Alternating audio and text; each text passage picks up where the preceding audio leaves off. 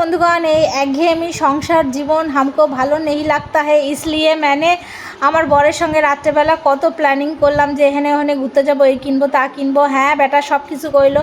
সকালবেলা বেটা ফোন করে কয় যে না এখন ঘুরতে যাওয়া যাবে না, তোমাকে পিছনে এমনিতেই অনেক টাকা পয়সা খরচা হয়ে যাচ্ছে, এখন আর টাকা পয়সা খরচা করা যাবে না।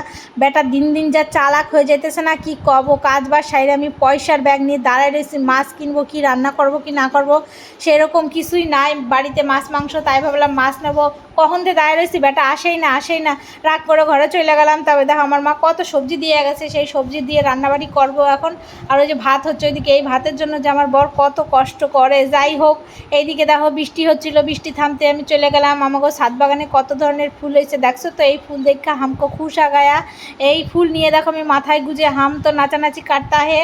তারপরে আমার নাচানাচি করতে গিয়ে আমার মাজা ভাঙতা হে, সেই মাজা ভেঙে আমি সেই মাজা ভাঙা নিয়ে আমি মাছ কিনতে আইছি। দেখো কত টাকার মাছ কিনা হয়েছে জানো, এতগুলো টাকা ওই টাকলা বেটারে দিতে হয়েছে। যাই হোক মাছ কিনছি যখন টাকা তো দিতেই হইব কও। এইদিকে আমি রান্নাবাড়ি করতেছি, যা করো তা করো, রান্নাবাড়ি তো করতেই হবে, খাইতেই হবে। তারপরে রান্নাবাড়ি করে আমি স্নান করে সুন্দর করে সাজুগুজু করে নিছি, এক জায়গায় যাব। যাই হোক এইদিকে দেখো আমার খুব খিদা পাইছে, দাঁড়াও একটু খায়া নি। বাবারে কি খিদা পাইছে, একটু খাই শান্তি এবার পেটটা। যাই হোক এই মিনি ব্লগটা তোমাকে কেমন লাগলো কমেন্ট করে জানাবা। ঠিক আছে চলো তাহলে, bye bye, tata, see you.